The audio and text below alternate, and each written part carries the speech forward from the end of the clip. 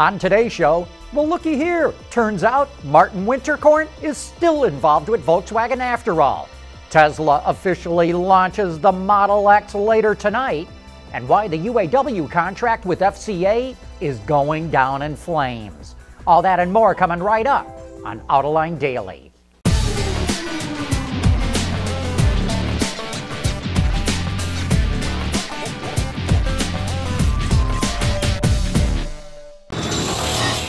This is Autoline Daily for September 29th of 2015. You know, there's a great scene in the hilarious movie Princess Bride when the supposedly dead hero Wesley is brought to a miracle worker, Miracle Max, who's supposed to bring him back to life. Miracle Max says, "It just so happens that your friend here is only mostly dead."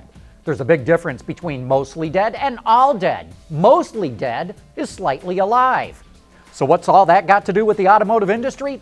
Well, it turns out that Martin Winterkorn, who stepped down as CEO of Volkswagen AG, is only slightly dead. Whereas we all thought that he was gone from the company for good, he's still heavily involved with Volkswagen. Bloomberg reports that Winterkorn is still on the supervisory board of Porsche Automobile Holding SE, where he serves as chairman of the executive board. Remember, due to a quirky ownership structure, Porsche Automobile Holding SE actually owns a majority of Volkswagen AG. That means Matthias Müller, the new CEO of Volkswagen AG, will be dealing with Winterkorn as he tries to manage the scandal that blew up on Winterkorn's watch. And Winterkorn's involvement in the company runs even deeper than just the Porsche board seat. He also serves on the boards of Audi, MAN, Skoda, Bentley, and Scania, and even the professional soccer team FC Bayern München, just to name a few of his other connections. Hey, the much anticipated launch of Tesla's Model X kicks off tonight. You can even watch a live video feed, if you please. The first ones to roll off the line will be the high-end Signature series, priced at about $130,000. Hopefully, the base model will be a lot more affordable. Maybe the same as a Model S, maybe about $75,000? We'll have to see. And what about those gull-wing doors for the rear passengers? Will we hear about people having to crawl out through the front doors or rear hatch because the doors won't swing open enough in a tight parking spot?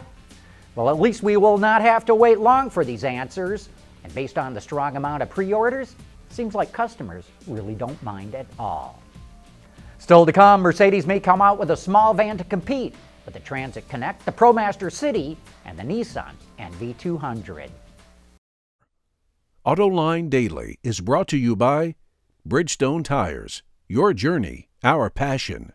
Dow Automotive Systems, breakthrough technologies for lightweight vehicles. And by Pure Michigan, leading the automotive world in intelligent connected vehicles. We run on brain power.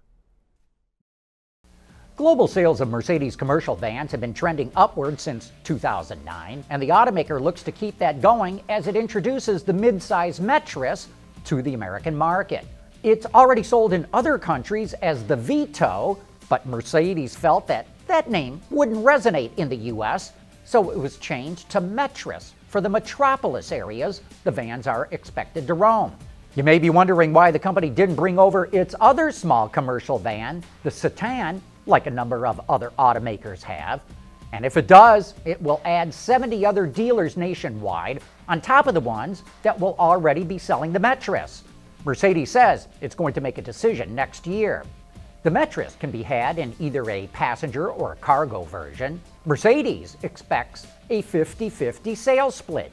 But to avoid the US chicken tax, which is 25%, those models will be built in Spain, then shipped to Germany, where they're going to be disassembled, then shipped to the US, where they're going to be reassembled at the automaker's plant in Charleston.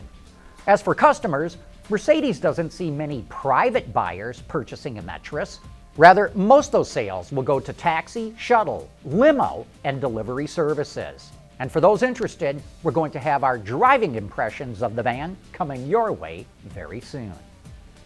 The FCA UAW contract could still go down in flames, but workers at the Warren truck plant, which makes Ram pickups, just voted in favor of it. but that was the production workers. The skilled trades workers actually turned it down solidly. A compilation of the votes so far that were put together by the Detroit News shows the contract is being rejected in most plants. Well, here's my Autoline insight. Dennis Williams, the president of the union, oversold what he would deliver to his members. Ever since his inauguration speech last year, when he took over the reins of the UAW, he promised that he was, and I'm quoting here, committed to eliminating the two-tier system. That's the policy that pays new hires less money than the legacy workers. And Williams hammered that theme home time and again. But when UAW workers finally saw the contract, it clearly keeps the two-tier system in place. And I think that's a key reason why the national agreement looks like it's going down to defeat. I think it was a mistake to make a promise to his members that he had no intention of keeping. Hey, coming up next, a look at when and how Volkswagen started developing its cheating software. For the people at Dow, racing is a sport and a science. We enjoy one and learn from the other. But like most competitive people, we like winning at both. This is the human element at work. Dow. There's more car news and industry insight from the Autoline network every day. Take a moment to click that subscribe button. You'll never miss another Autoline episode.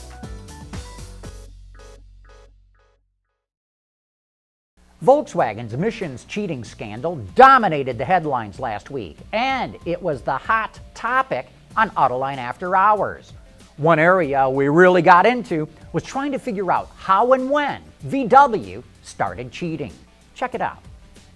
I figured that this cheating scheme started circa 2006. And the reason I say that is the recalled models start with the 2009 model year, which really means around September of 2008.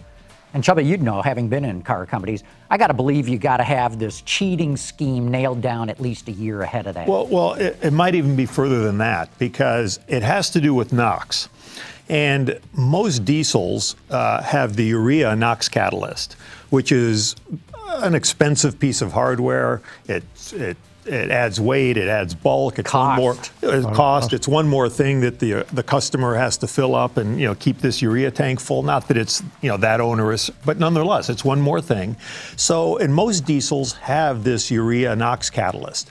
VW, I think, thought they could get away without it. Now, they have a smaller car, a smaller engine, so their overall NOx production is going to be less than, say, in a BMW X5, which is a much bigger vehicle. But I suspect they were probably close to the cusp. But somewhere in the development process, and it wasn't 3 months before they went into production, they had to make a decision on, are we going to put the urea NOx catalyst in here or aren't we? In fact, keep in mind that on these emission tests, there's sort of a precursor to all of this. You have to do this long-term durability test. And I'm forgetting now, in the old days, emissions had to stay within the limits for 50,000 miles and maybe up to 100,000 miles. Today it's 100. Might be 125 even. Yeah, it's over. It's at least 100, and I want to say 10 or 15. But here's the way you do that.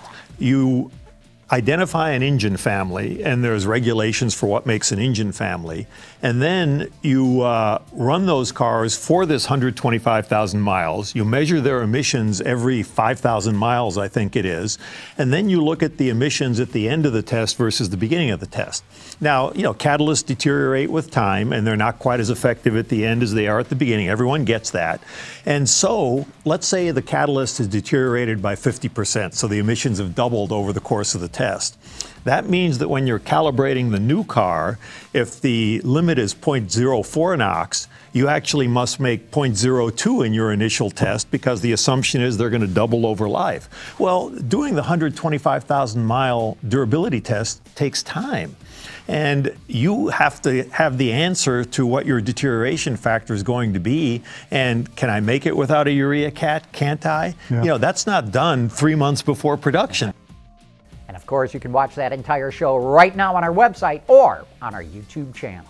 But anyway, that wraps up today's report. Thank you for making Autoline Daily a part of your day.